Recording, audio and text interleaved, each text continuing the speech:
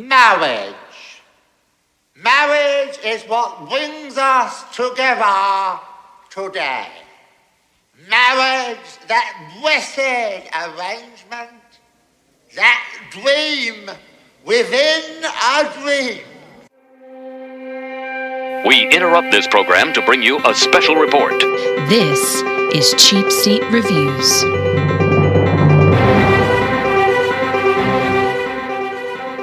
I still let her sleep in my bed. Didn't everybody else's wife treat him horribly at the beginning? I mean, that's how our relationship started. No, Andrew is the wrongest person in the world, but let me... Hello, and thank you for listening to Cheap Seat Reviews, the podcast that explores the Hollywood film industry for the greater good. For the greater good. Oh, that was perfect. Was that your intention the whole time before the intro, or? Yep. That's perfect. Once again, ladies and gentlemen, we don't script this out. Like, we don't plan. No, we just do everything on the fly. Everything is live. Nothing is planned out. Well, almost nothing. There are some things that are planned out, but but nearly nothing. This is episode 388. 388. For those of you that are doing the math, that's only 12 episodes away from 400, which is pretty freaking sweet deal. Tonight we're talking about The Princess Bride, the 1987 epic, starring a lot of really cool people that we'll talk about in just a second. The Princess Bride. This is honestly a movie I never thought we would do for this podcast, and I'll explain why later. I am Sean Allred, and joining me tonight is Andrew. Watch out for the P-O-U-S, Jemison. Wait, the P-O-U-S? Podcasters of unusual size. Oh, that's where he went. Oh, that's... Okay. Oh, yeah, snarky little son of a... Yeah. Okay. All right. We spent Good night, a guys. weekend with him, and he saw how much we ate.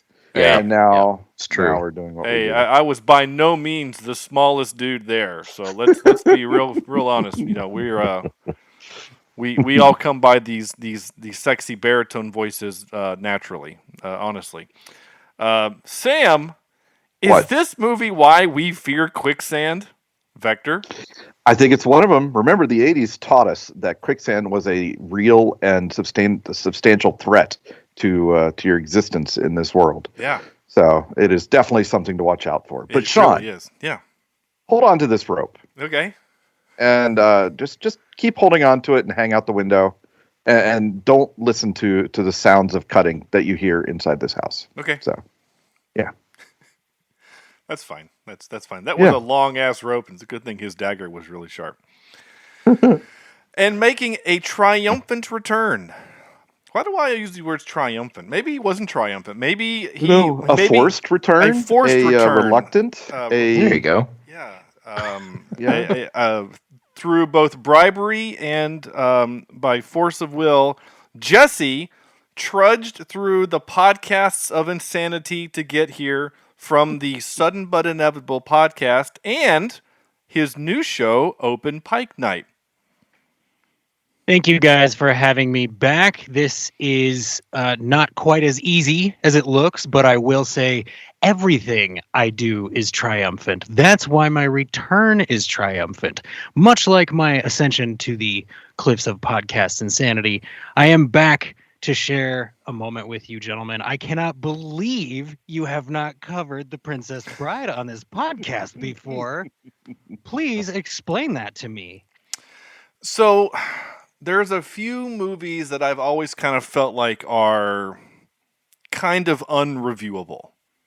Because I feel like there's nothing that we can say that will either A, hasn't been said, or B, won't piss off a lot of people. And though I'm not above making a few people mad, like when I say things like the prequel Star Wars movies are all kind of terrible, and I know that Josh from the Twist My Arm podcast network loses his lunch every time I say that, but it's true. It is true, and it's almost as much fun as when I somehow hijack your show, Sudden But Ineveitable, with some kind of sneaky Star Trek reference, and he loses his hair too, which is pretty great. It almost like Sam, like you have an inside joke to try to sabotage this show.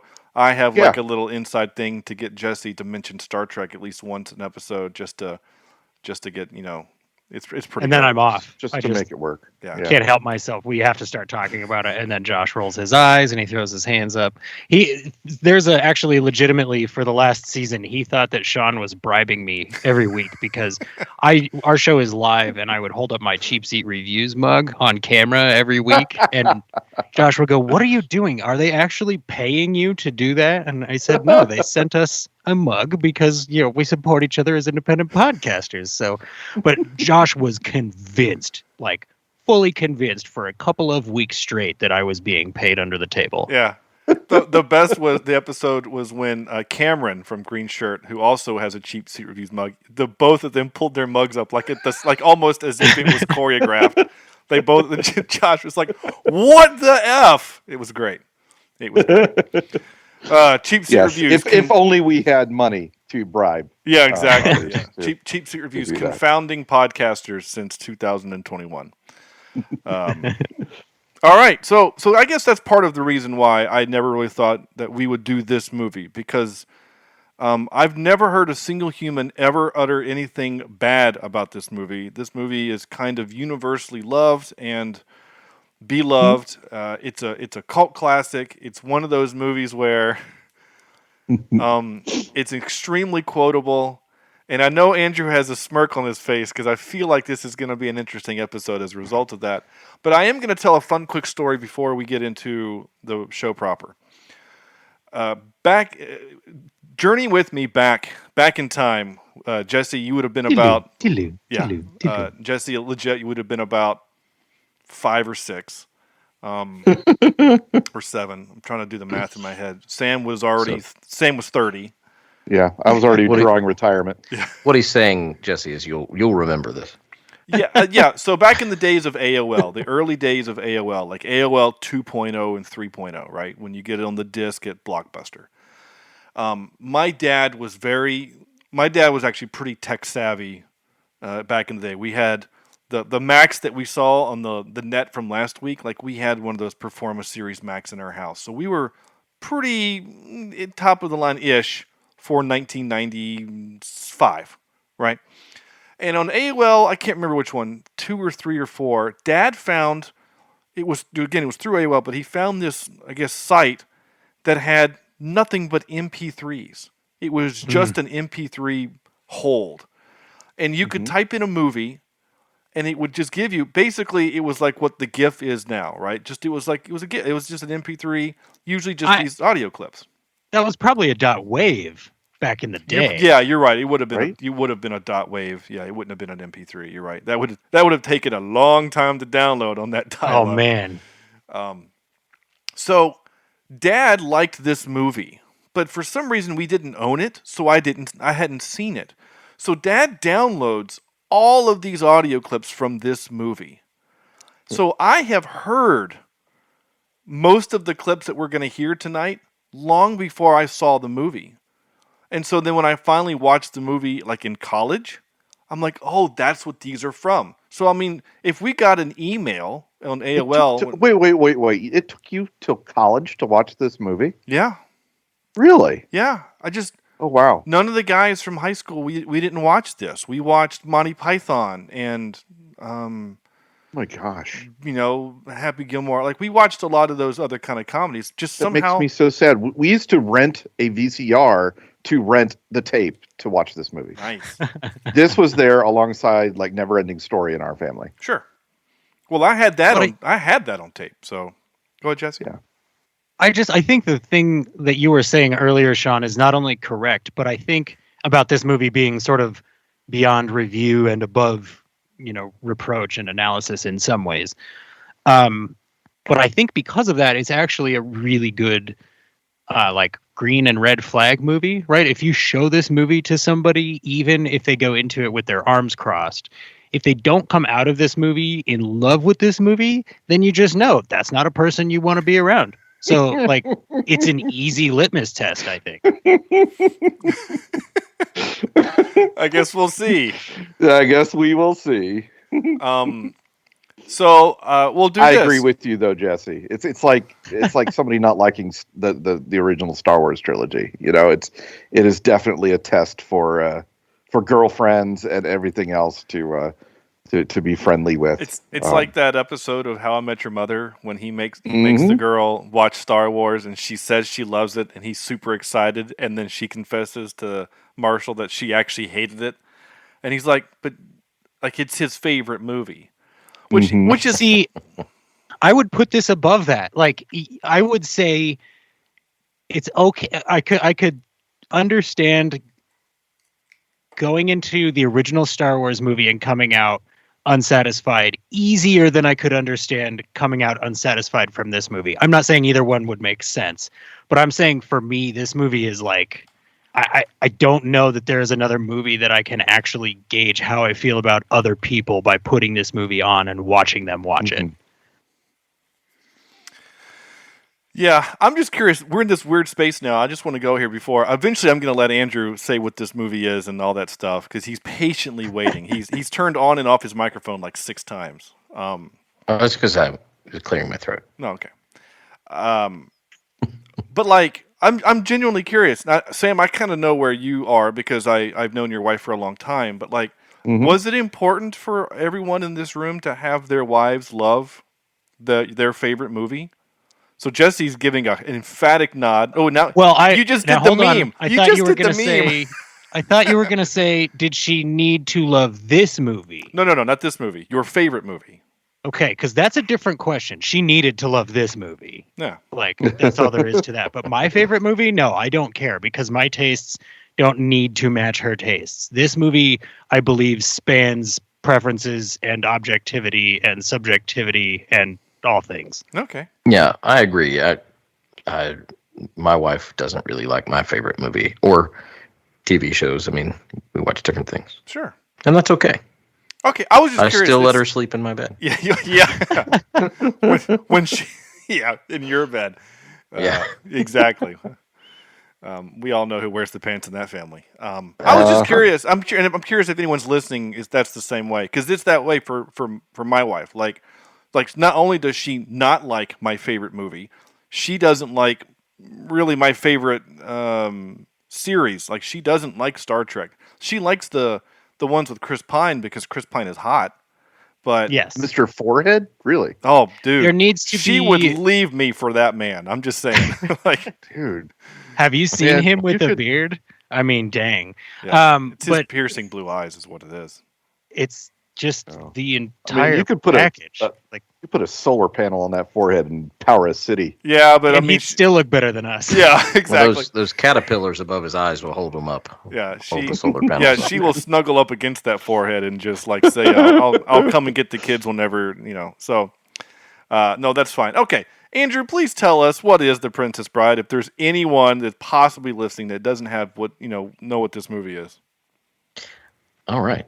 Well, while homesick in bed. Wait a minute. IMDb. Well, that's 2 words. Homesick, not homesick. Homesick means you miss your home. Yeah. Somebody write them a letter. All right. Yeah. While homesick in bed, a young boy's grandfather reads the story of a farm boy turned pirate who encounters numerous obstacles, enemies, and allies in his quest to be reunited, with his true love. Okay. There I am. Yeah. Yeah. Homesick. 2 words. Come on. He's not homesick. He's just homesick. Playing a Nintendo game I had. Or he was playing Atari, but yeah. Question. Yeah. I'm not really familiar. That was before my time. But the controller cords, I assume that had to be corded. He was across the room. Yeah.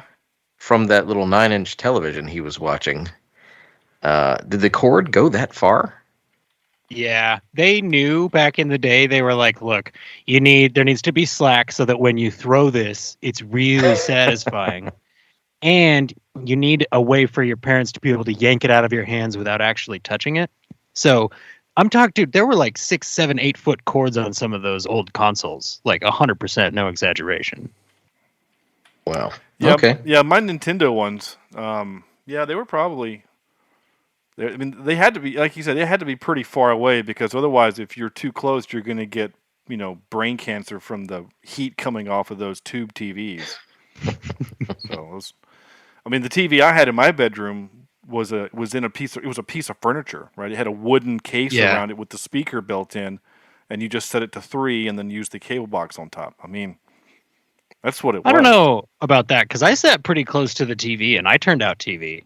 Yeah. It would have worked just a little bit better if you would have said, I sat close to the fine, then I turned out TV. That would have the joke is still there. It's actually a Simpsons joke. It's a quotable Simpsons joke, which sticks with the theme of quotable movies, The Princess Bride. You're very welcome. Oh, you're all over it as usual, and I'm terrible. All right, so we'll do our 5-word reviews, as we always do, as tradition dictates. And by tradition, I mean whenever Sam started this thing a little while ago. Mm-hmm. So, Sam, you lead off. All right, so let's do... I've got 2 here. And the first one is a true 5-word review. It still fits like a glove. Right? So it still fits like a glove. My second one is a 2-word review. I think this is a record. Wow. 2 words. So you can have 3 more, somebody. Andrew. Inconceivably good. Nice. Inconceivably good. I don't know why this movie works as well as it does. I love this movie. This is a breath of fresh air. This is a warm blanket on a cold day. This is, sitting in the sunshine after the winter is over. I mean, this movie is so flippin', I don't want to say nostalgic, but it brings me back to my childhood, brings me back to when I was younger, and we would watch this thing over and over and over again. And I remember being young enough to be legitimately scared of the rodents of unusual size and not think about how creepy they look or how weird they look, in real life, or, that they're probably little people in costumes. And, I still just, the timing of this movie, the pace, the scenes, the action scenes, the quotes, everything about this is a perfect movie from my childhood, and it still holds up in my eyes. Okay. Yeah. So there you go. Yeah. And I plus, can't heap enough praise on this thing for me. And plus, it comes a week after we did The Net. I think that does. Yeah, I think that does help a little bit because, it was The Net. So yeah. Okay, Jesse. Okay, so I also have 2. Both of mine are 5 words. I was pretty proud of that. The first one is arguably the best adaptation ever because this movie, I mean, it takes a book, right, and it turns it into a movie, but it's actually got the book in the movie. So it's got this cool meta self-referential thing going on. This, I think, was probably the second time I had ever seen that in a movie. When I first saw this, I had seen Ferris Bueller, and he sort of talks to, like, Ferris Bueller knows he's in a movie, right? He's talking to the camera, and there's all this fourth wall breaking stuff going on. So for this movie, I experienced it like the kid in the bed, right? I wasn't sick, I wasn't home, but my dad went, "Oh, has he seen The Princess Bride?" And my mom went, "I don't think so." And my dad went, "Oh, you have to watch The Princess Bride." And I was probably 12 or 13 at the time and went, "Are you kidding me? Like, a movie called The Princess Bride is a movie that you think I should watch with you? Like, what? How could this possibly be a good idea?" Like, and, then of course the movie starts and I'm like, "Oh, okay, I get what you're doing. I see what's going on." And despite all that, 20 minutes in, I'm like, I love this movie. I got to know what happens next. This is so compelling. I need to know the story. Like, The movie acknowledges at the beginning, like, yes, this is a very basic, straightforward story. The answer to all your questions can be answered in, like, 2-word sentences. Like, well, why did this happen? Oh, because true love. Oh, okay. Well, why did this happen? Because they're the good guys. Oh. Okay, well, why this? Well, because true love. So it's like there's not a ton of depth in this movie, right? But there is so much joy and just golden fun. Like it really is fun, right? This is a movie that you have fun watching. Like we have all seen it 100 times. We could probably quote the movie from beginning to end. I still laughed out loud over the course of watching this movie, you guys. I was like, these moments still make me physically laugh. And actually, as I get older, the movie means more to me because it's like, okay, here's a guy sharing it with his grandkid, right? And I remember being that age, and now I'm closer to the mom's age. And, I have a wife, so I know what it's like to be in love. And different parts of the movie hit me differently, right? And I've seen Mandy Patinkin chase criminals as a grizzled FBI agent for like years on end now. So watching him be skinny and lithe and flitting around with a sword is like, it's new again. It's fresh again. And I just, arguably the best adaptation ever is my first 5-word. And my second is mostly dead is slightly alive. And I think that this is actually slightly deeper than I meant to be with this, but this movie, even in its down moments, where it's, quote, mostly dead, is so much better than so many movies that come out now. Like, this movie is somehow ultra basic, but just filled to the brim with heart. There's nothing about it that feels cynical or cash grabby or like, we made this because everybody was itching for the adaptation of The Princess Bride and we knew we would make millions of dollars, right? It was just like, this is the perfect story and it should be shared with as many people as possible. So let's put it on a screen. And they sort of admit that the book itself is perfect by just having the guy read the book to his grandson. You guys, you're right. What else could we say about this movie? I mean, let's keep talking about it, but wow. Okay. Great. I agree. Yeah, that's great. I will say a few weeks ago watched this with my girls. Nice. And who are 11 and 8, and I am very happy to tell you that they loved it and completely stayed off all of their electronic devices to watch this movie and enjoy it with me. So it was a good experience in the house. Nice. Yeah, we actually watched it with our kids about 5 weeks ago. Yeah, and they had a good time with it too. Once it was on Disney Plus, I was like, "Hey, let's check this thing out." And the kids were like, "Okay." Yeah. And every time Andre the Giant came on screen, Lucy was giggling. I mean, she just giggled every time he was on screen. I don't know if she just couldn't take it that he's just so gigantic, right? That he was a real person, but she giggled at Andre a lot. Oh yeah, that's funny. That happens when I enter most rooms. Yeah, the girls start giggling. Yeah, only not because they ask the opposite question. Why is he so small? Oh. Why is he so short? Chubby. What a puny little man. Anyway. Oh. Yeah. All right, Andrew, what's your 5-word review? Well, I have a couple. As you do. Uh-oh. Yeah.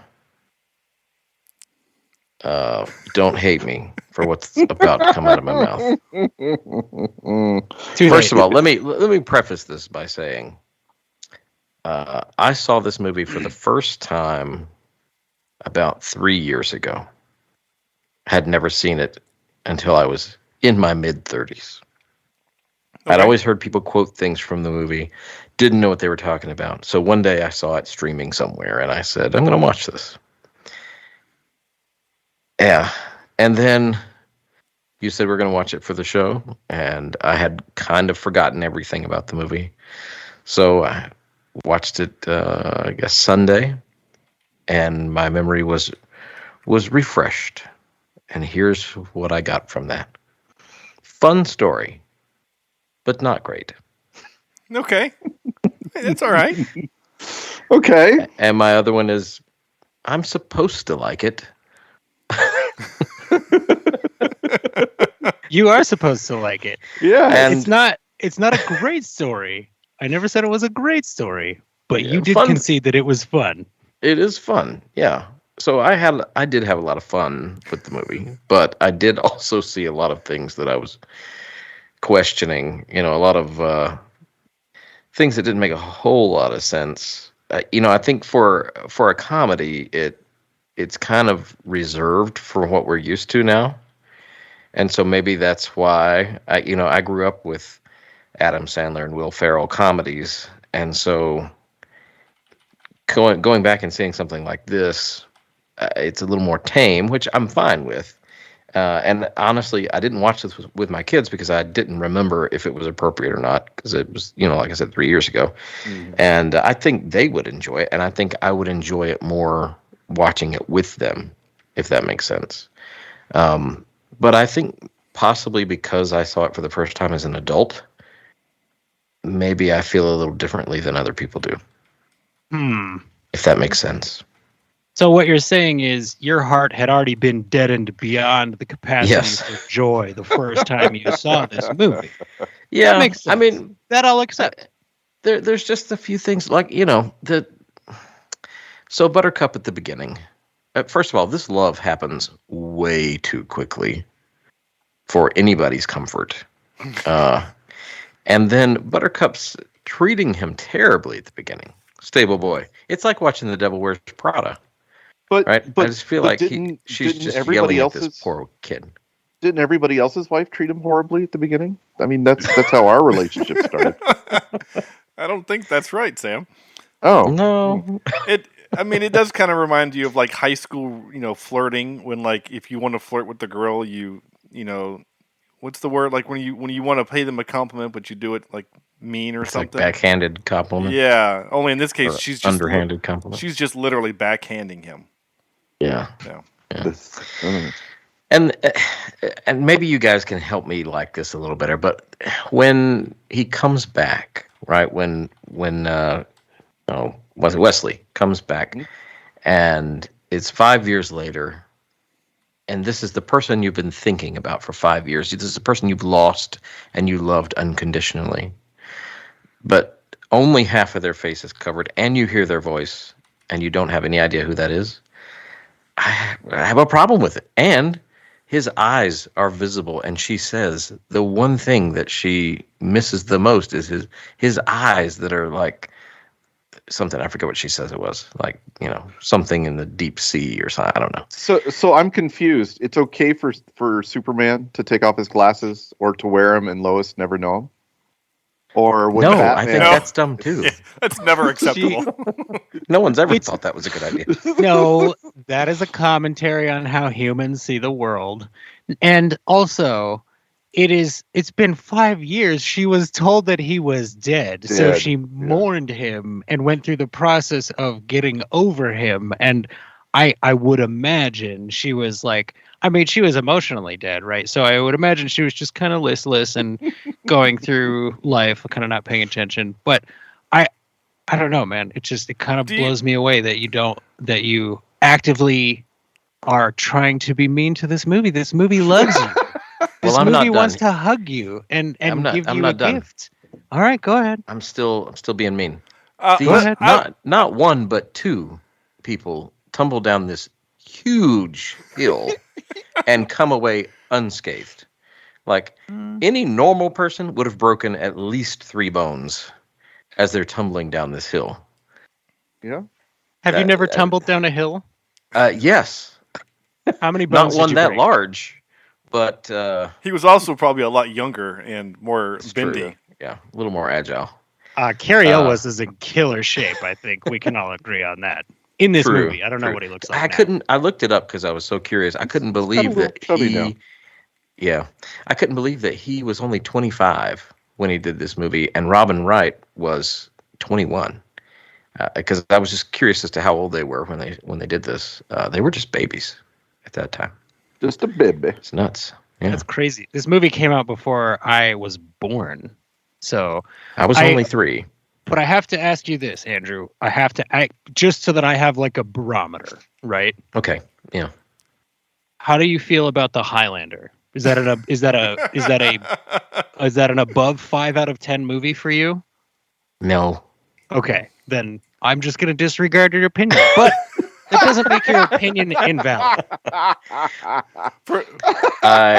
Andrew, I think one of the reasons why he's asking, maybe not, but I was on his episode for the Highlander, and I didn't spend the entire episode ripping it apart, though I kind of wanted to, but because it is a bad movie, but it's Spaniard playing an Irishman. Honestly, I didn't care about that. There's just a lot of Irish playing a Spaniard. That's what it was. Yeah. I didn't care about that. Honestly, I didn't care. He was or Scottish. I'm sorry, Scottish. You're right. Yeah, Sean Connery is Scottish. Yeah, sorry. We don't want to get. Listen, we have to get the places our people are born right on this show. We have to get that right on this show, right, Sam?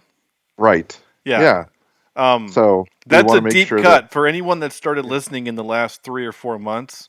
Go back and listen to our Zorro episode and listen to that fun argument between me and Sam, because good Lord, Sam is the wrongest person in the world.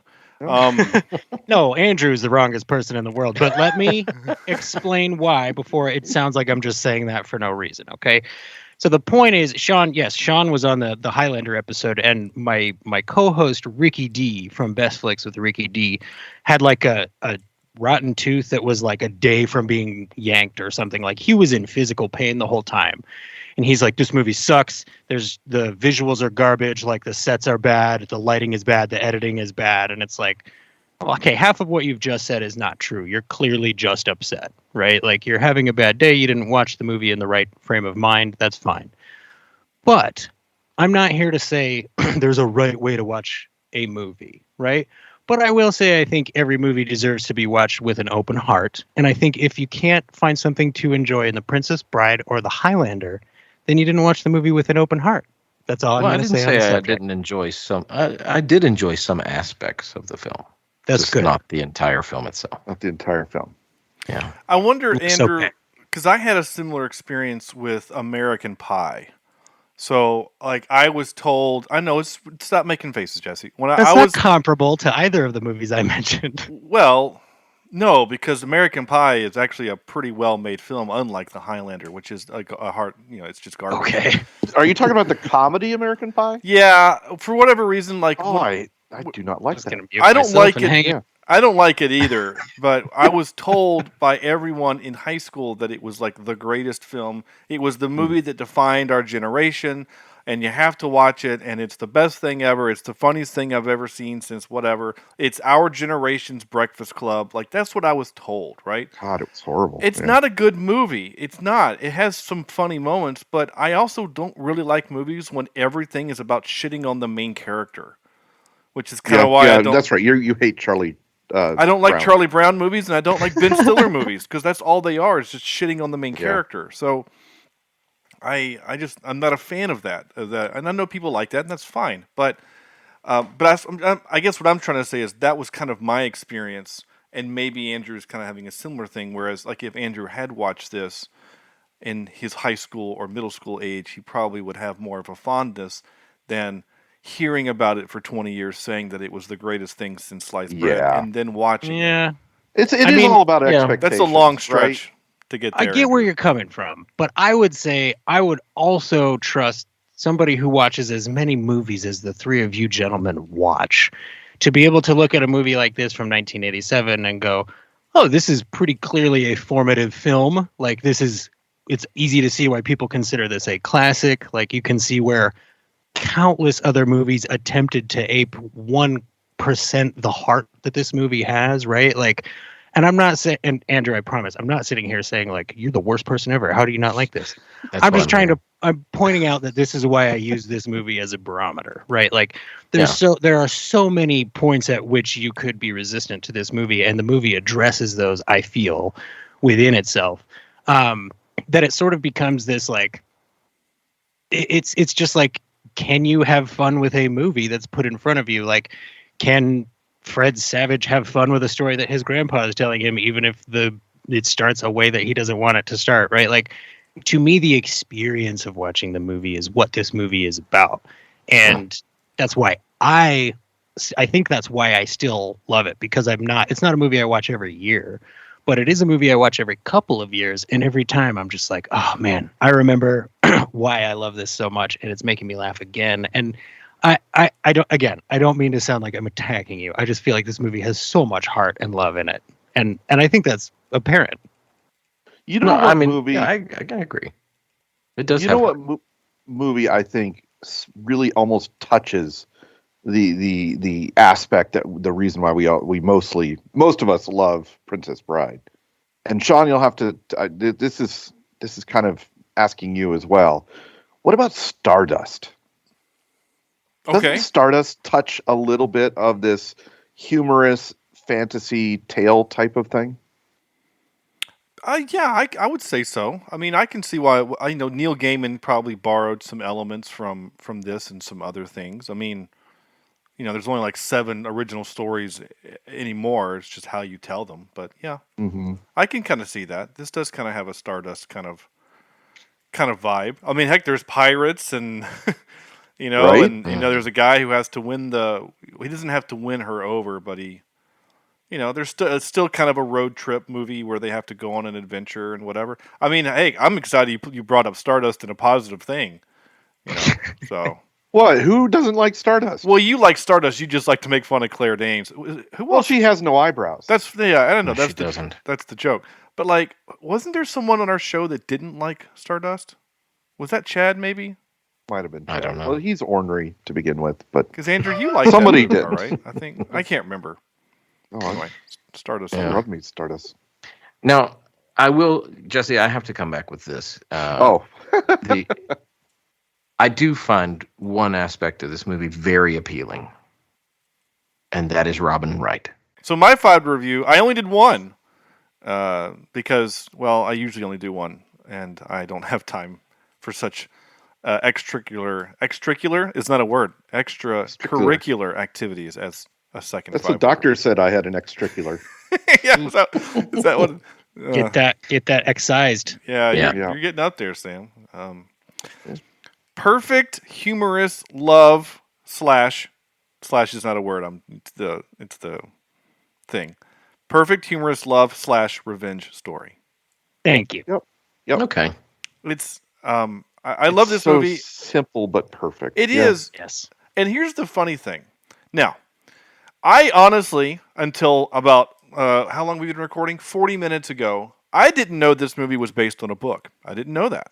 I've done since we've changed formats, and I no longer do research on the movie that we're going to watch in the trivia.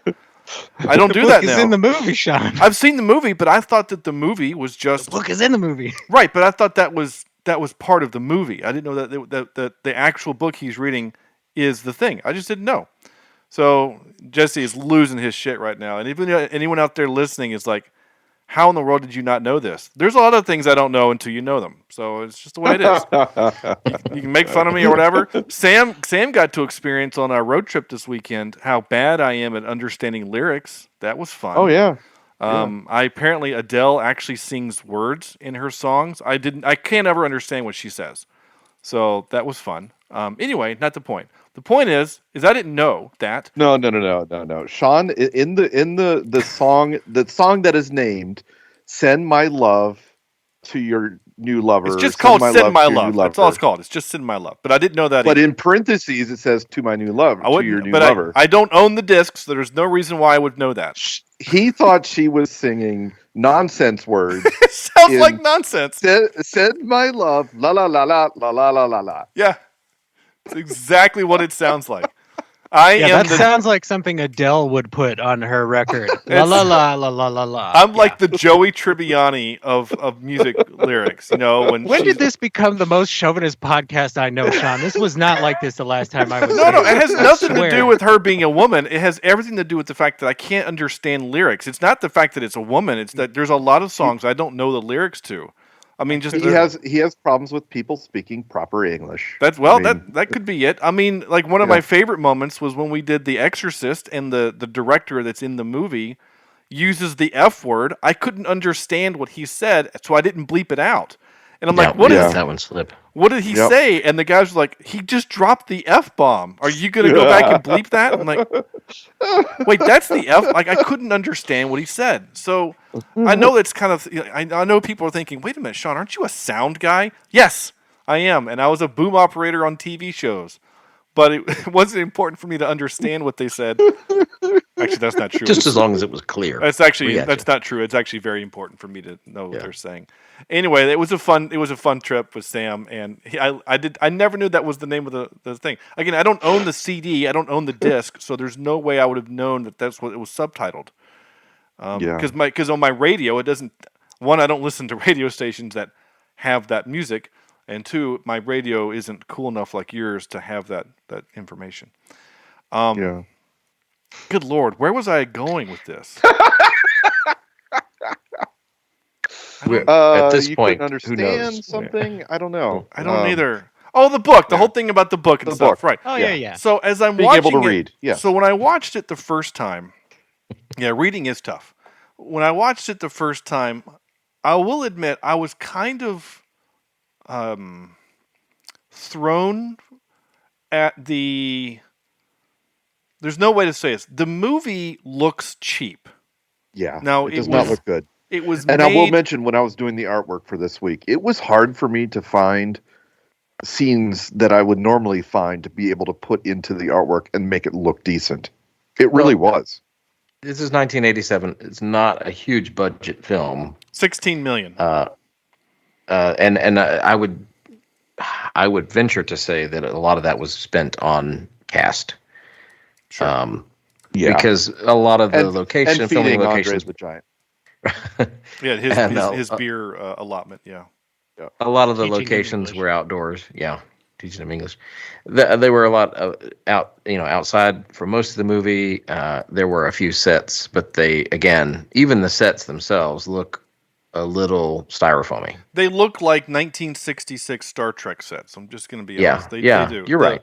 Yes, they do, Jesse. They look like a 1986. Dude, Highlander came out in 1986. They look comparable to the castles in Highlander. No, that's true. That is true. You're right. I mean, like the fight scene between Inigo Kurgan and the Dread Pirate, like that fight scene, that sword, the fight scene itself. I have to give this movie a lot of praise. Seriously, fight scenes back in the 80s were all kind of terrible. That was one of the things that I did give the Highlanders some grief for, because the fights are kind of terrible. Because these swords are these huge, heavy, unwieldy things, and it's like two men swinging baseball bats at each other. So they try to shoot it so that it looked cool, but it's kind of awkward. Whereas these are elegant and quick and fast. It reminded me of the 96 Zorro movie, where it's a lot of fast, a lot of quick, and I really, really appreciated that. And I thought, this movie didn't have to give me a fun, elegant, actual good fight. It could have been silly, and there was still some silly in it, but it was really, really good. But yes, of course, when he does the trapeze work and he lands, you can see the pad that he lands on. It kicks up some dust, but I don't care. Right? Like the first time I saw it, I thought, that's kind of whatever. But then when I realized that the story is being told in the context of a story being told to a kid, that maybe that's how the kid would perceive it, that these ships are kind of small, and that... I never thought of it that way. Everything in the movie can be explained that way. Yeah. Like in his imagination. Yeah, right. That's fantastic. I never thought of it that way. Yeah, and so like watching it the last time, keeping that part in mind, I was like, okay, now this all totally works this time. So when I watched it like this time, I didn't even care, like at all. I was like, this is just like, this is the, you know what I'm saying? Like if they would have had $60 million and made the pirate ships look like Pirates of the Caribbean, and like all of those details that don't ultimately matter, like maybe the movie would have looked cooler, but it wouldn't have told a better story. Mm-hmm. Right. No, the story's fine, but yeah, you're right with the locations and the set. But that's what I think I mean when I say watching a movie with an open heart. Like, to look at it and go, oh, this is a budget issue, right, is watching a movie for the sake of analyzing it. Watching a movie and going, oh, it's kind of cheesy, I'm okay with that. What's the story? Is the story good? Okay. Is there heart here? Yes. Did they make an effort? Yes. Like, is there a reason for these things? Yes. I feel like that's watching it with an open heart. But again, if you don't want to be happy, that's okay. You don't have to like this movie. Happiness Well, isn't for everyone. He's a state I do employee. have He doesn't want to be disagree happy. with you on that one. Where I believe a movie, if you're taken out of the movie because of sloppy sets or cheap filmmaking, I don't think that's a service to being a good movie. So then, at what point do you stop watching movies that were made before movies that look modern? Well, there's a lot of movies that were. I mean, look at Ghostbusters, for goodness sake, right? There are still, for the 1980 something time, it's done very, very well. I would say for 1987, this movie is done pretty well. There's nothing in this that approaches the like literal hand-drawn lightning of Highlander, for example, and I love Highlander. I'm not actually seeing strings holding people up over the floor like I was in Highlander. I'm blown away that not everybody in the world loves this movie. I hope I'm not the only person. I hope somebody out there listening is like, how do they not love this? I just have to throw that out there. I'm sorry. Well, it's not they. It's just Andrew. Sean and Sam are okay with it. Just throwing it out there. So one scene in particular that really bothered me was the scene where Andre the Giant is dressed up as the Dread Pirate, and he's on the wheelbarrow, and they're pushing him, and it's not him. It's like a mannequin. It's like a mannequin or something. They're gonna light it on fire, and that's why they did that. But it was the least realistic thing in the film. Like, it took me out of the film, and I think that would have been something that would have been easily. You could show Andre the Giant in this cloak, pushing him on a wheelbarrow. You could do that, and then for the last minute or the last second, switch over to the dummy and light it on fire. I honestly think, to be real honest with you, I think the reason why they couldn't do that is because they couldn't do it. I don't think those two maybe men that's true. Could have pushed that man in a wheelbarrow built of that. You know what I'm saying? Like, But we didn't even see that part of it. I mean, that was probably not even on the wheelbarrow. It was probably on like a track. And the shots we see. Forward. Yeah, the shot we see him. He's just kind of standing there, and he's on some kind of track, whatever, and so that you get movement behind him when he's delivering his lines, where you see his face. But yeah, when the shot's far enough away, obviously the dummy that they made is not even close to the dimensions of that man. No, like he's skinny. I mean, he's like 7 feet tall, but he's as skinny as Jesse. So. Yeah, and the melon on that guy is huge. Yeah, it's gigantic. Yeah, and the one that was on that dummy looked like a shoebox. Well, it was like a black covered hood. Like they didn't even put a fake face in there or something like that. But yeah, I don't know. There's always been some aspect of like people in the Renaissance times were easily gullible, right? Like that seems to be a trope that happens in a lot of movies that take place back in the day. But yeah, I mean, I'm not going to sit here and tell you that looked super realistic, but again, limited options. It's 1987. Andre the Giant is like 400 freaking pounds. Like, how are you going to? Well, and if I'm not mistaken, it was like behind the scenes, I think it was difficult to even get him to be able to be in the movie. Not the smallest reason being he didn't speak English. But I think there were a lot of secondary and like insurance reasons because he was he was hugely famous at the time, right? So it was like this guy, if you hurt this guy, that's bad. Like there's definitely some guidelines, which I guess in 1987 you got to be thankful there were any guidelines at all. But I think I figured out, Andrew, how to make this all make sense in my head. So I have to know your favorite movie of all time. Oh God, here we go. You can have till the end of the show. I just have to know what the answer is so that I can figure out how to set my barometer for you. But you can have till the end of the show. Okay. I mean, I can answer now, but... Oh, okay. Go ahead. It's Back to the Future. Okay. Back to the Future is your favorite movie of all time, but you're giving this movie a hard time for its visuals. Okay. Yeah. Okay. All right. Okay. Somebody else go next. My reaction was genuinely because if you listen to my appearance on Jesse's show, I made reference to Back to the Future 3, and Jesse just poo-pooed it out of hand for whatever reason. Sean said, "Go watch Back to the Future 3," and I said, "Nah." And then he went, "What? You don't like that movie?" And I said, "Of the three, it's the worst," which I think is true. I don't think that's a hot take. It is a hot take. The second one. The second one's the weakest. Yeah. But it was just funny. It's not like I actually said, Jesse, you should go watch it. I was just saying, when you watch the movie, I was making a reference to the moment, and you just said no. Like, you cut me off and said no. Like, oh yes, I did do that. Anyway, yeah, Back to the Future. That's why we all have little DeLoreans on our desks for recording. Because I have my little DeLorean right here. And Andrew finally got his that I mailed him at Christmas. He got his this weekend. It's true. The DeLorean's 3. That's right. Yep.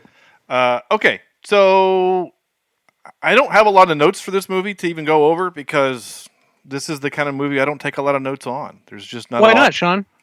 Because I like the movie. It's it's kind of my rule that if I like it, I typically don't take a lot of notes because there's not a lot for me to really talk about. Yeah, nitpick, exactly. Because this just doesn't feel like a movie, though we've spent about 45 minutes kind of nitpicking some stuff on it. And frankly, I think this has made the conversation more fun because if Andrew would have just come on and said, "Yeah, I love this movie," we would have probably be already playing clips at this point. So. Well, that's why I asked, because I had a feeling that maybe Andrew was like trying to artificially extend the length of the conversation, and I was like, "Oh no, he actually feels this way. That's too bad." Yeah, no, I don't prepare that well in advance to do something like that. Another issue here. I'm just going to bring this up. It's a small thing, but it bothered me.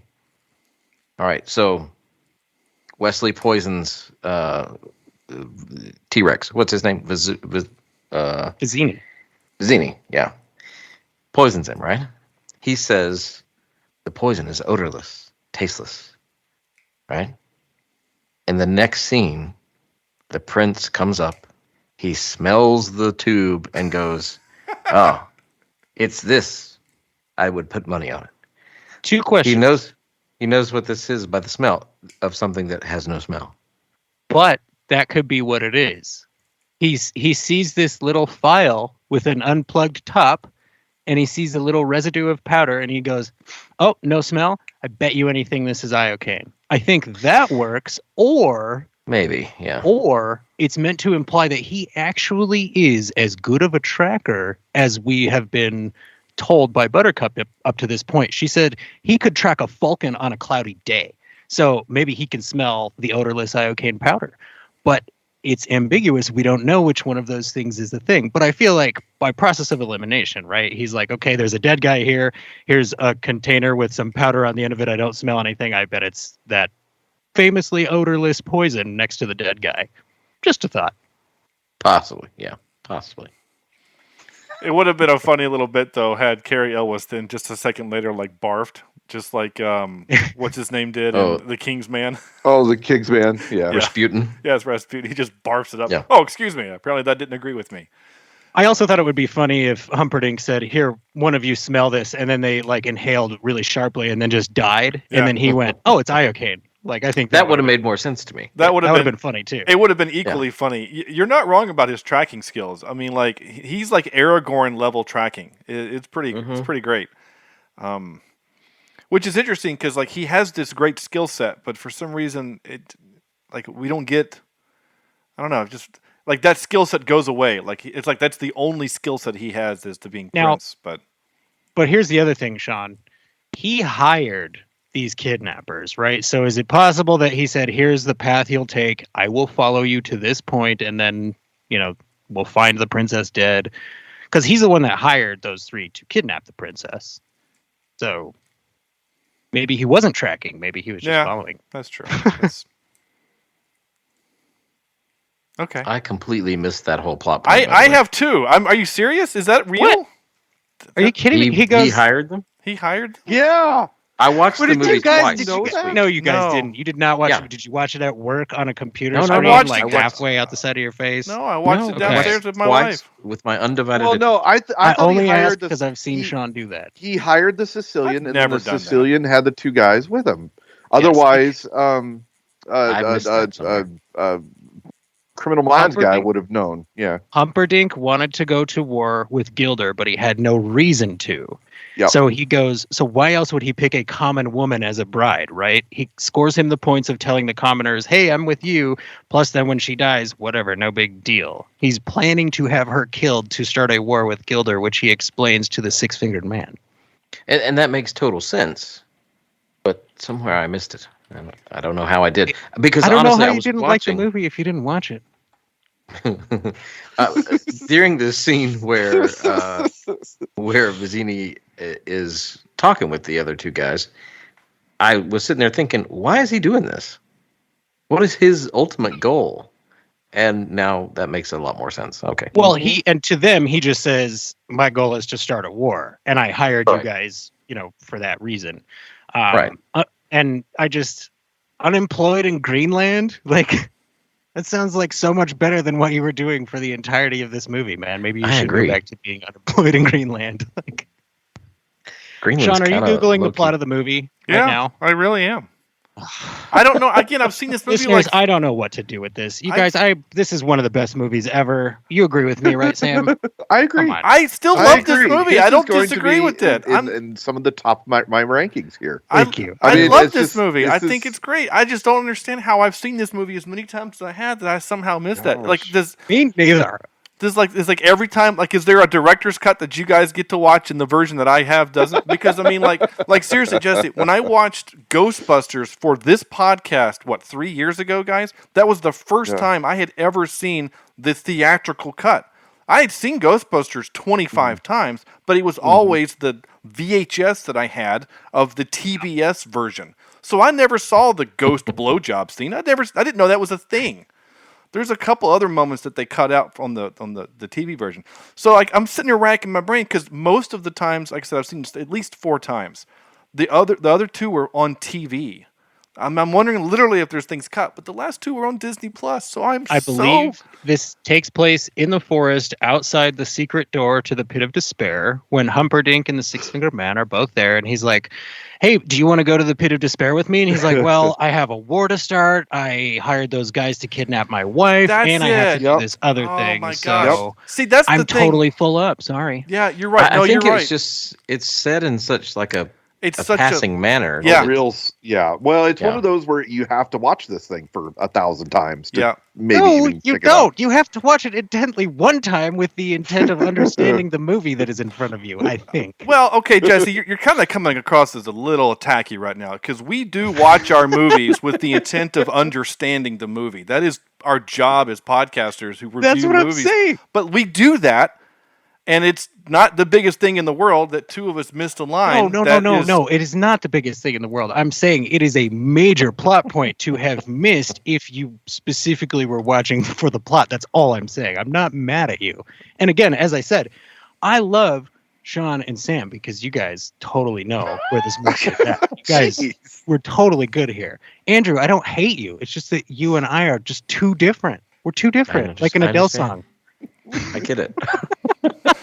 Which I wouldn't understand the words. I don't want you to think I'm attacking you. I was genuinely surprised that you did not know that Humperdinck was the main bad guy. Yeah, I knew he was the main bad guy. I just, for some reason, again, every time I watched it, it just occurred to me like, these guys are also trying to do the same thing Humperdinck is doing because they want to start a war. I get that. Like, I get the reason for it. Like Andrew said, it's such a throwaway line. I'm probably taking a note. Writing a note of something, or I don't know. Well, and like you said, no need to take notes for this movie because there's nothing to improve upon. So I fully understand. I took 1, 2, 3, 4, 5, 6 notes. That's all. But knowing that, doesn't that make it better? It makes it a little deeper. Sure. I mean, it makes more sense. I don't know about better or deeper. It just makes more sense, I guess. Maybe those things are the same thing. Yeah. I mean, I literally hate Humperdinck more. He's always a douche. I didn't, Yeah, sure. I mean, I guess the only way you can hate him more is if he punched a kid or a dog or something. You don't know that he didn't do that. I mean, I'm sure he did, but they're not going to put it in this movie. Question. Yeah. So, if you talk to your grandfather the way that the grandson talked to his I would have gotten punched in the throat, I think. Yeah. I would have at least not been told the rest of that story in a wonderful, loving tone and tons of patience. I would have been like, oh, okay, then F you. No more story for you. Bye. Yeah. The medicine would not have knocked me out. He would have. Yeah. I don't know that I would have made it past that first. Jesus, Grandpa. I would have gotten smacked across the face. But, Yeah. I mean, it's possible. Come on, the energy that comes off the grandpa is that he's the kind of person that would have said that to his grandpa back in the day, right? Well, maybe so. Because the line I do have is him literally just telling the kid to shut up. So I mean, that's yeah. It is. He gave him some sass back. Yeah, he gives it That's back true. with just as much, which is pretty great. All right. I do. This is funny. I do have to read this. So here are my notes. Why do old people in movies pinch kids' cheeks? That was my first note. Because I've never seen that in real life. It's only in movies. But if you guys have, grandparents that did that to you, I apologize. But I I've can never introduce you to my grandmother. Okay. Yeah. I didn't, and then I wrote, it's amazing that Andre and Wallace are the same species. As sword fights go, this was a really good one with a lot of with lots of bad ones from the 80s. So I mean, again, already said that. So the drink part reminds me of The Kingsman and The King's Man and Sherlock episode 1, where they have to do the whose drink is it and whatever. They do that kind of poison the drink bit, which is great. And then my last one was, holy shit, he raised his fist to her. Yeah. He faked like he was That's gonna. another thing. Like, okay, I'm sorry. Like, if you've been gone for 5 years and you're seeing Since you've been your gone. true love for the first time, why would you play with her like that? Just tell her it's you. Take the mask off. Why would you do that? He wasn't playing with her. He No, was trying to see if she still had a heart. Yeah, He needed to know if she could still love him. Yeah. He didn't know where she was mentally, man. He had to find out. He did. Yeah. Wow. That part does make sense because he needed to know, because all he knows is that she's getting married to Humperdinck. So he needs to find out if that was coercion. What's the word?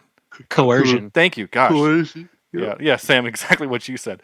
Coercion, or if it was because she wanted to. And so that's why he stayed in character. But he still freaking raised a fist to her. That didn't age well. No, just it did did not. age well. Yeah. That's that's like, oh, she's hysterical, just slap her. Like that's not quite there, but we're pretty close to that. Okay. Come on, Rob. Time for some clips. You guys ready for some clips? Good. Sure, let's do it. You don't have a choice because I'm going to play them. Okay. Clip number 1. I got a bunch of clips. By the way, I already know I'm going to take some grief for this. No, I did not capture the "My name is Inigo Montoya." I didn't capture it because we've all heard it a billion times. So my intention wasn't to capture the ones that we've all heard a billion times. But if we're not going to play that one, then we have to talk about the scene where he repeatedly says it over and over as he gets stronger and stronger, remembering his fuel of vengeance. Yeah, it's his own Popeye That moment. is one of the greatest scenes in cinematic history. That's all there is to that. And I'll leave it there. Great. No, it was a He great does start scene. bleeding really, really fast. The man took some blood thinners before this fight because It was the he 80s. is just Yeah, Everybody took some blood thinners. Yeah, that's true. All right, pirates. Buttercup got the news that Wesley was murdered. Murdered by pirates is good. There you go. That was pretty funny. That made me laugh. This is 33 seconds of Wallace Shawn just being Wallace Shawn. You were not hired for your brains, you hippopotamic landmass. I agree with Physic. Oh, the sot has spoken. What happens to her is not truly your concern. I will kill her. And remember this. Never forget this. When I found you, you were so slobbering drunk you couldn't buy brandy. And you, friendless, brainless, helpless, hopeless. Do you want me to send you back to where you were? Unemployed in Greenland? Oh, Wallace Shawn's great. And of course, he is our Star Trek connection for this episode. And he's great as that. This is one of those lines that my dad had on our computer, just the last part of this. But I have heard this line 1,000 times. You'll go Enough blind. of that! Fuzzy, are there rocks ahead? If they are, we all be dead. No more rhymes now, I mean it! Anybody want a peanut? Yeah! One of the greatest lines in all of cinema. Yeah, right there. anybody want a peanut? Anybody want a peanut? That's great. And he's not so much speaking English as he is like bellowing vowel sounds, right? Like it's so endearing. Like I love this man. I miss him so bad. All right. Mm-hmm. I was gonna have to get at least one of these. He didn't fall? Inconceivable! You keep using the word. I don't think it means what you think it means. I also like the word has an H in it now. I love the way that he adds an H to it. Listen, he adds an H. He didn't fall? Inconceivable! You keep using the word. I don't think it means what you think it means. I mean, it's great. I love it. I mean, but as he said that line, I think he does know what it means. I think that inconceivable works every time he says it. Like it makes total sense. I think no, because he's like unwilling to believe a thing that is already been demonstrated as possible. Like if this giant can climb the cliffs of insanity, then it's a possible thing to do. So that means it's no longer inconceivable, right? I think Tinkin's in the wrong on that one, but it's still a great line and it made me laugh. Yeah. It is a good line though. This is one of those clips that my dad had. So like every time we would get like an instant message on AOL, I would get this alert. You ready then? Whether I am or not, you've been more than fair. You seem a decent fellow. I hate to kill you. You seem a decent fellow. I hate to die. Yeah, every time. I mean, I'm being transported back to being 13 years old at my house, listening to my dad on the computer. It's very funny. That's a long message. It was just the last part. It was just you seem a decent fellow. It probably took him at least 8 hours to download that one day. Well, Mom picked up the receiver, so it actually turned into like 10. It was kind of annoying. This movie predicted the future, guys. We all know this because, well, it predicted the future accurately. Here you go. Why you wearing a mask? Were you burned by acid or something like that? Oh, no, it's just they're terribly comfortable. I think everyone will be wearing them in the future. Yeah. Unless you're in a red state. Okay, there you go. That's my commentary on that. I just wanted to capture this just so that I can have this. Boo! Boo! There you go. That's it. Just got that. So next time Sam says something I don't agree with, I'll just say, Boo! Boo! There you go. There's that. I will say that scene almost transports me to Monty Python and the Holy Grail. A little bit. A little, yeah. Right? Then those two could be cut intermixed each other. Yeah, I will say that there are certain parts of this film that feel almost like Mel Brooks. There are some parts that feel almost like Monty Python. I mean, there's... Maybe that's why I'm struggling with it a little. I don't... Well, okay. Sorry. The tone, Continue. the tone of the movie is objectively perfect, and you hate joy. Go ahead, Sean. Andrew, these are the things he said to me when I was on his episode for Highlander. So, though I can admit, I'm not saying that you on Andrew. My point was that though I don't think the Highlander is a great film, I had fun watching it, and I had more fun having a conversation about it. And I think that's what ultimately matters. Okay, here we go. It was 10 days till the wedding. The king still lived, but Buttercup's nightmares were growing steadily worse. See? Didn't I tell you she'd never marry that rotten Humperdinck? Yes, you're very smart. Shut up. So because of that, I now have this. Yes, you're very smart. Shut up. There you go. I now have that for forever. Man, you got a lot of these from me this time. Oh, yeah. That one definitely was aimed for you, Sam. I'm just going to be honest with you. So when you say something like Catherine Zeta-Jones is from Spain, I'll say... Yep. Yes, you're very smart. Shut up. Yeah.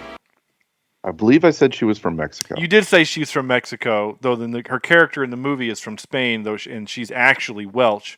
But, she dips beneath the laser beams. Yes, she does do that. This scene was the one part, or this line was the part that made me laugh the loudest. I mean, belly laugh. I had to pause the movie. This was just, this is it for me. Give us the gate key. I have no gate key. Basic. 30 arms off. Oh, you mean this gate key? Yeah. Now that one did get me. That's the only time that I laughed out loud in this movie, though. Boo! Boo! Oh my gosh, that scene gets me so hard. You know how badly I laughed? I laughed like this. That's how much I laughed right there. Nice. I was messaging Lauren earlier. That was for her. Okay, time for this. Hey, welcome to the Last Comic Shop Podcast, a comic book podcast that actually talks about comics. Yep, each week we open the shop up and read and discuss a comic. Sometimes we pair that up with comic book movies or TV shows. Or not. Lots of times it's just comic books and sound effects. Oh, yes, definitely lots of sound effects.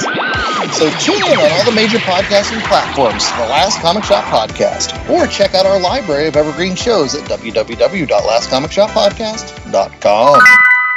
And now for some more bad news. Ready? This is our new segment. This is our trivia game where we do trivia about the movie. We're going to pit Jesse against Sam. They have contestants that they are playing for on their behalf. The rules of the game are simple. Andrew has compiled 5 questions. Jesse will go first. If he gets the question right, he gets a point.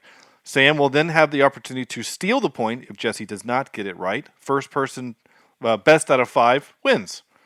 I think those are the actual rules, and one of these days I will write them down. Jesse is playing for the Recasted podcast, and Sam is playing for the I Hate Your Taste in Movies podcast, which apparently Jesse does actually feel that way with Andrew. How very appropriate. That's true. Yeah. So I still don't have a ding for a correct answer, but that's fine. So Andrew, take it away. All right. So to start us off, we're going to have Jesse is going to get the first question. Jesse, if you get the answer right, you get a point. If you don't, it goes to Sam, and he can steal your point there. All right, so here's your first question. What famous athlete is on the poster in the grandson's room above his bed? Walter Payton. It's total guess. No. It could be Michael Jordan. It's a bunch of 90s actors. Or right, athletes, sorry. Go ahead, Sam. I would think possibly Joe Montana. Closer, but no. Okay. William the Refrigerator Perry. Yeah, they're in Chicago. Okay, doc on it. From the Bears. Yeah, the Bears. The Bears. Yeah. The Bears. Question number 2, Sam, this goes to you. Okay. When Wesley is on Fezzik's back, 2 letters can be seen scratched into a boulder where they are fighting. What are those letters? F-U.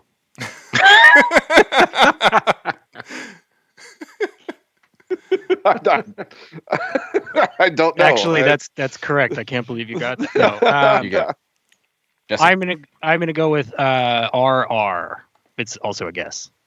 No, I don't know why they're there, but I noticed them as I was watching. If you watch that scene closely, you can see the letters E and A etched into one of the boulders. Really? I'm not sure why, but it's there. Matter of fact, it's etched in there twice. Once at the top of the rock and once at the bottom of the rock. All right, so no one has any points yet. Jesse, we go back to you. What time of the year does this movie take place? Okay, do you mean the story with Wesley and Buttercup, or the grandson and grandfather? I believe it's winter. I think it was snowing outside. Okay. I will accept that answer, yes. All right. He does give him a Christmas gift, and there are Santas on the wall, and outside the window it is snowing, and houses are decorated for Christmas. So for the international listeners, that might not be a correct answer, but if you're listening in America, winter is where we have Christmas. That is true. All right, Sam, we go to you. What is Count Rugen's first name? It is mentioned only once in the movie.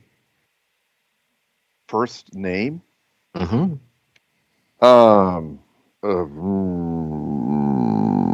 Stanley. I don't know. I think I was gonna guess Stanley too. Wait, Wait. Yeah. Okay. Robert? Is it Robert? I don't know. I don't actually know it. Is it Tyrone?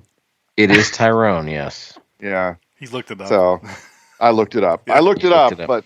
Oh. Yeah, all right. So Jesse's in the lead right now with 1 point. Last question. Here it comes. Jesse, no this one's going goes to ever you. want to be on my team with these things.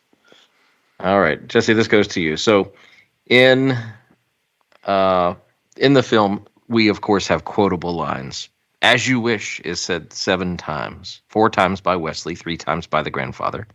"Inconceivable" is said 5 times, and the famous line, "Hello, my name is Inigo Montoya. You killed my father. Prepare to die," is spoken how many times? You say 5. That is incorrect. Sam. I'm going to say 10 times. It is 6. It is 6. You had a chance to tie there, so Jesse, you come away with the win. I wasn't watching the screen. I don't remember any of these details, you guys. I'm sorry. Yeah. So we did have one time at the beginning where Inigo meets Wesley, and then 5 times as he is battling Rugen. Those are the ones I was trying to count, and I couldn't remember because I know he says it once and then he runs away, but I didn't know if when he actually kills him, if he said it 3 or 4. I took a guess and went, maybe it's on the 3rd one, but it must have been the 4th for that to be. Dang. But yeah, I mean, one of the best scenes ever put to film. Yeah. Thank you. Those were killer questions, man. I will be honest. I've listened to all of you guys' trivia segments because I'm a regular listener of Cheap Seat, and I have missed like 90% of your trivia questions. Everyone so good. Yeah, they are very good, Andrew. Well, I will say this movie was very hard to write those questions. It was very difficult, and there just wasn't a lot of visual detail. That's why there was a lot of counting. Well, I will tell you, I noticed a bowl of walnuts on the table when they were sword fighting at the very end, and I was like, he's going to ask about that bowl of walnuts on this trivia, and I was so ready to answer. You freeze framed and you're counting walnuts. Yeah, right. That's great. It is funny because I'm not participating in these, but it is funny to think like as I'm watching, going, well, I wonder if that's going to be a question. Oh, is that going to be? Like maybe that's what I was doing. Maybe I was counting. Now. Like, I know, right? I was like, okay, how many screaming eels are attacking here? Okay, I think there's 3. I'm not 100% sure. See, Jesse, that's what happened. I was counting how many knots there were on the tree instead of listening to the dialogue about him hiring the assassin or the. Mine kidnappers. was his father spent a full year working on the sword. And then when the count came back, he only offered 1/10 of the promised price. So I was like, okay, that's going to be in there. Yeah. Like, that's totally going to be in there. How many Dread Pirate Roberts have there been up to this point? I was like 1, 2, 3, at least 4. Okay. Yeah. But yeah, good, very, very good questions. Good job, Andrew, as always. Yeah. Excellent. This is becoming one of my favorite segments that we do. Time for another segment that we call... Excuse me while I whip this out. Top 3 quotable movies. This movie is very quotable, as we just spent many minutes talking about. So now we're going to pick some of our favorite movies that are very quotable, that we like to quote. We're also going to do things a little differently, and we're going to just say the quote that we like from the movie and see if we can guess the movie from it. So... I didn't prepare for this because I think this was mentioned about 10 seconds before I hit record. Do we want to go round robin or just each individual? Oh, it's up to you. You're the host. Go for it. Okay. Then I will say let's round robin this thing to make it just that much more fun. Jesse, you give us your number 3, and then Andrew, then Sam, then I. We're going to go out of order, so Andrew, because it doesn't matter. Okay. All right. So my number 3 is... Hello, computer. Well, that one was for me, and that's Star Trek 4, the one with the whales. Thank you. Yes. Yep. That is a great line. That you're very right. Of the Star Trek movies, that one is probably the most quotable. Especially of Star Trek nerds, things like that. Tell Mother, I am fine. The Wrath of Khan is hard to dethrone, but I would say it's mostly like 3 quotes from that movie that get used. But yeah. Yeah. Yeah, I mean, even Sam knows just screaming Khan, right? But if I were to say can you tell me where the nuclear vessels are? Like Sam wouldn't get that reference. Double dumbass on you. Yeah, like, doctor gave me a pill and I grew a new kidney. Things like that. How do we know he didn't invent the thing? Sorry, Andrew. Sam goes next. All right, you ready? Yeah. I was slightly out of the picture there because my Skype crapped out on me, so I only got that last one. So forgive me if I'm repeating. We've only done one. We've only done one. Oh, we've only done one. Yeah. So just do one. Just do your number 3. Oh, do one. Okay. My number 3, that escalated quickly. Oh, that's said in lots of movies. It's not Deadpool. It's Boy, that escalated quickly. Yeah, I can hear it in my head. I know. I can. Oh, think of somebody sitting down drinking a scotch. Scotch. Is that from Anchorman? Is it from Anchorman? Anchorman. Yeah, there you go. Yeah, the scotch part got me. Yeah. Down into my belly. Yeah. You eat a whole wheel of cheese. I'm not even mad. Okay, Andrew. Milk was a bad choice. I love that movie. That's another one I just love. So, there you go. All right, Andrew, what you got? I teabagged your drum set. Step Brothers. Yes. That is on my guilty list. My list of shame. I have not seen that one yet. Yeah, no. I've not seen it either. And I love me some Will Ferrell and that is a gem. It might be too late for you to watch that because it's been hyped so much at this point, Sam. That's true too. Yeah. Oh well. Yep. You're right. All right. Number 3 for me is only the coolest pee their pants. Big that Daddy? is Billy Madison. Billy Madison. There you go. I knew it was an Adam Sandler thing. Yep. Yeah. I was trying to give him the little bit of the voice to kind of give you a hint because it's kind of obscure from that movie. Jesse, number 2. Oh my God, Karen! You can't just ask people why they're white. Mean Girls. That is from Mean Girls. Yeah. I love Mean Girls so much. I really do. It's so good. She doesn't even go here. She doesn't even go. I just have so much love. My favorite one is, I will keep you here past midnight. You can't keep him past 5. I will keep you here until 5. Or I think I messed up the line, but you know what it is. Sam. Yeah. If someone asks if you're a god, you say yes. Ghostbusters. Yeah, absolutely. Cool. Andrew? Roads. Where we're going, we don't need roads. Jurassic Park. Yes. Wait. Jurassic Park 2, The Lost World. Which is Sam's favorite movie. No. I know. I'm joking. If we're going to go with the joke, we might as well go all in. Yeah, he likes the third one, obviously. He loves it when the dinosaurs talk to each other, like with words. Oh, that was so dumb. Lilu Dallas Multipass. Fifth Element. There you go. Fifth Element. Yeah, that was on the TV. Where was that on the TV this weekend? I saw it somewhere. I don't know. Any channel? Probably. Yeah, Sci-Fi or something. They have it a lot. All right. Yeah. Back to Jesse for number 1. Well, ain't this place a geographical oddity? 2 weeks from everywhere. That's Oh Brother, Where Art Thou? We thought you was a toad.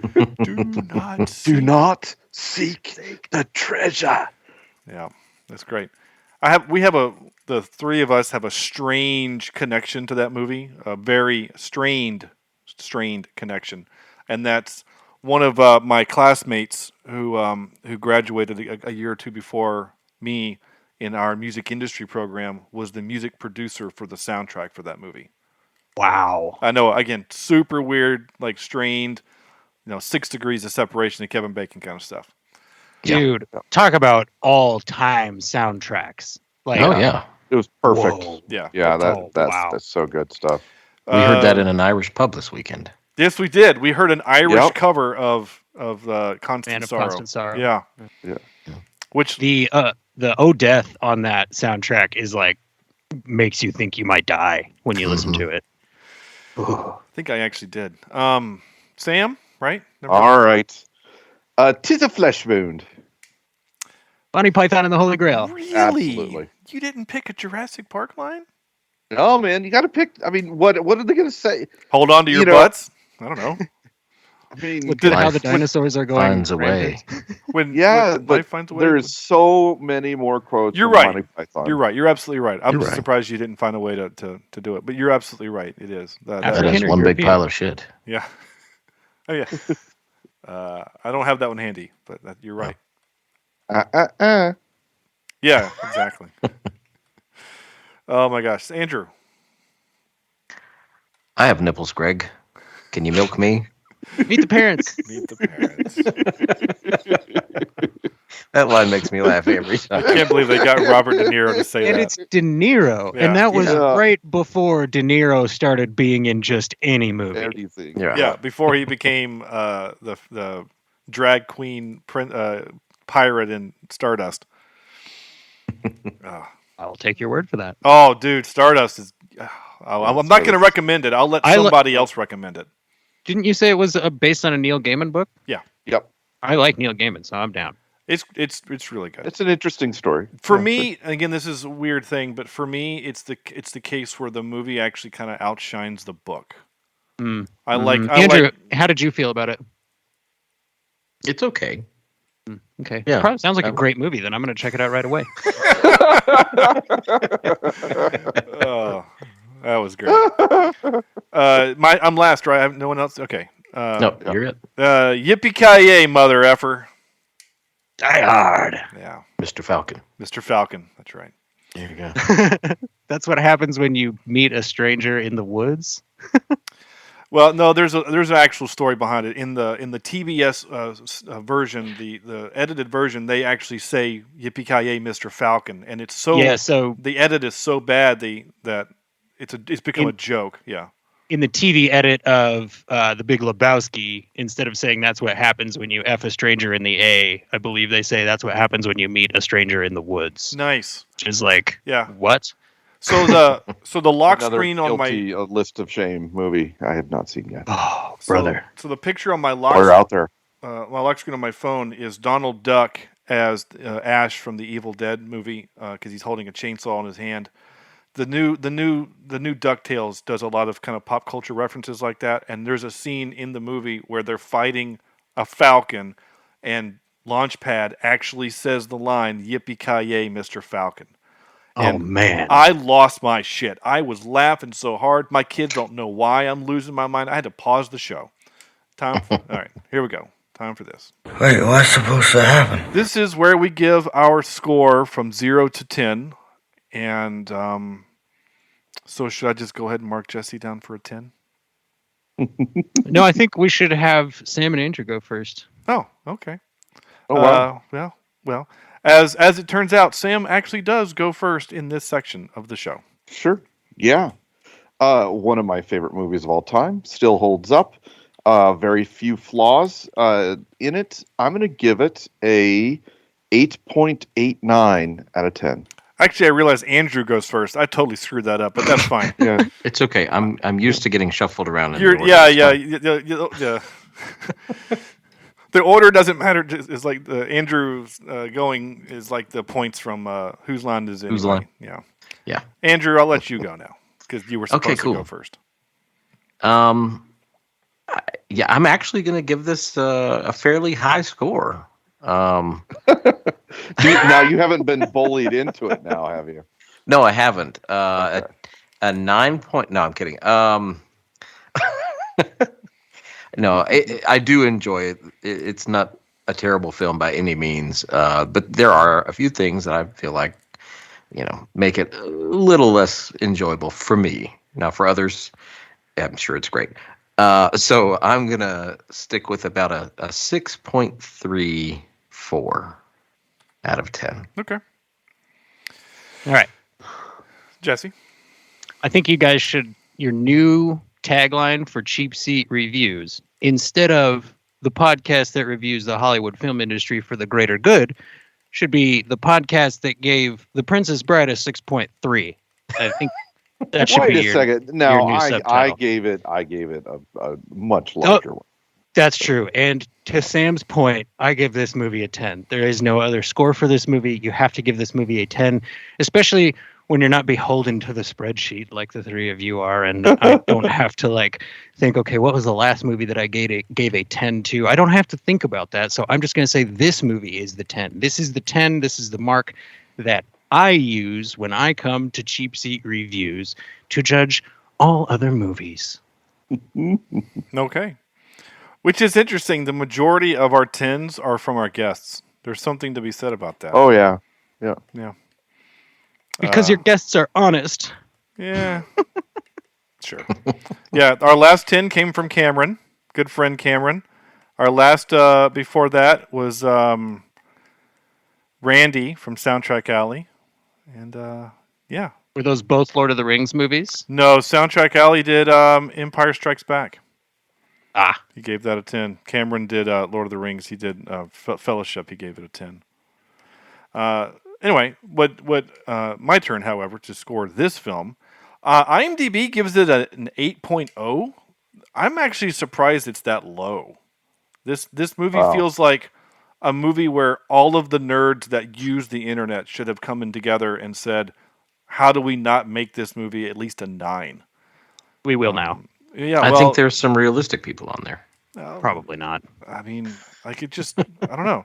It's only got 419,000 ratings. Yeah, so there's others like me out there. Yeah, I guess there are. I think it's a little low. I'm going to give it a 9. This movie is... Good Lord. You okay, Sam? Oh, tornado warning. Okay. Sorry. No, you're fine. Just people are listening. I don't know how to turn it off. There it goes. Okay.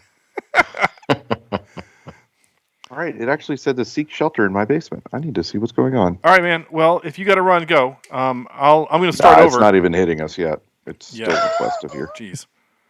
Okay, wow. We're barely even in the tornado. Yeah. Funnel clouds just a few feet away. I'm going to give this movie a 9 because it's a really good movie. It's fun. It's great. It's lovable. It's heartwarming. It's a movie that I can show my children, which is kind of great. Because I don't have a lot of those kind of movies that I can share with my kids. So I think that gives it a few extra points in my book. So, yeah. I mean, obviously everything on Disney Plus minus the new Defender series is showable to my kids. But what do you mean? I started Daredevil with them today. That's fine. You go for it, man. I'm just kidding. I know you are. I mean, your daughter's older than my kids, but I know you're joking. Just show them that one fight scene in the hall and be like, here you go. That's all you need. Because that fight, there's nothing worse than that fight scene than that you would see in Avengers or anything like that. Mm-mm. That's our show, guys. That's it. This has been a blast for the most part. A little controversial, maybe. A little attacky, possibly. Will we have Jesse back on the show? More than likely. So please, Jesse, tell our listeners where they can find both your main show, Sudden But Ineveitable, and your new show, which I'm super excited for. So before I do that, Sean, I have to mea culpa. You did mention on your last episode that you felt a little hurt that you weren't asked to be a part of the new Star Trek podcast that I'm about to talk about. And I, as I do, I will point out, we put out an open call for submissions, man, like repeatedly. So I don't know how much more directly you need to be asked, but now I feel that you don't want to be on my show because you had the opportunity and decided not to. What are you doing to me, Sean? You're killing me here, brother. That having been said, you are perfectly welcome to contribute, and I hope you do, to Open Pike Night, which is a brand new Strange New Worlds podcast that, as Sean mentioned, has been started by me and Cameron of Green Shirt, a newbie's trek through the next generation. Right now, there's just one sort of intro episode where you learn how we all came to Star Trek and, what our favorite series are, that kind of a thing, so that you can draw lines in your own sand and decide who you want to agree with week to week as we plow through the episodes of Strange New Worlds. Now, I hear you out there. Strange New Worlds hasn't started yet. That's true. But there was a trailer and there was a juicy, juicy news drop, and we talked about those things at length, and we plan to do it again. So if you want to hear that, go to your favorite podcast app and look up Open Pike Night. We will pop up. You can follow that show on Twitter at Open Pike, and you can send your 90-second audio clip to openpike@gmail.com to be featured on the show. Give it a listen. You'll see what the format is like. I promise you, it's a lot of fun. The goal of our show is to feature the voices of as many Trekkies as possible. We want to hear what you guys think about the series, and then we will discuss based on that, because we don't really just want to sit up there and be like, here's what we think. We want to have a conversation, so please. And if you're into sci-fi, then there's a chance you're into space westerns like Cowboy Bebop and Firefly, that sort of thing. If those sorts of things interest you, then you have to listen to Sudden But Ineveitable, which is my first podcast where I take my friends through series they have never seen before. Our first season was Firefly. My friend Josh had never seen it. I made him watch it. Then I made him watch Serenity. And basically, I would say half of our guests now make the how do the Reavers clean their spears joke at Josh. And he hates me forever for that. And that's kind of the whole point of my show. So I'm really glad that it came across that way. But we did just finish up covering the live-action Cowboy Bebop from 2021 that was mercilessly canceled like 3 weeks after it started.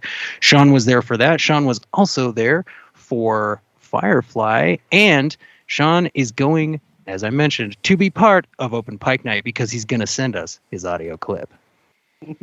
Yes, most of that is true. I mean, all the stuff you said about your shows is true. I jokingly said that, how do you guys, how do the two of you, when you have we have a three-person chat together, form a podcast without me? And of course, the answer is, duh, Sean, you have zero time, and they know that. So I'm of course joking 100%. I'm very happy for them, and I will support them in any way I can, as long as I don't actually have to do anything. Okay. Like a good podcaster, I am. That's it. That's the show. Our stuff is cheapseatreviews.libsyn.com, linktree.cheapseatreviews. Go there, find all of our stuff. Buy a t-shirt from us. That'd be really cool. Go to Jesse's store and buy a t-shirt from him. T-shirts are cool. Jesse is currently holding up a Cheap Seat Reviews mug. You should go there and buy one of those. We have new stickers now. We have some new stickers. I'm holding them up for the camera so that people at home can't see them at all. As well as new buttons. So new swag to be given out to our winner of tonight's trivia. Also, at some point, whenever they air it, I am on season 4 of America's Next Top Podcaster. So once that comes out, check that out. That'll be cool to hear your feedback on that as I compete to be America's Next Top Podcaster. So, with all having been said, which is not easy for me to say, I have been so honored to have you guys here with me. So on behalf of Jesse, Andrew, and Sam, this is Sean saying thank you so much for listening, and we'll see you next week. For a movie that we're doing. I've done this like 3 times in a row. Next week we're doing The Watchmen. The Watchmen. Okay, now I'm saying goodbye. The Watchmen. Blue wiener. Blue penis. Blue penis. There you go. Wow. It's like we're the same person. Yeah.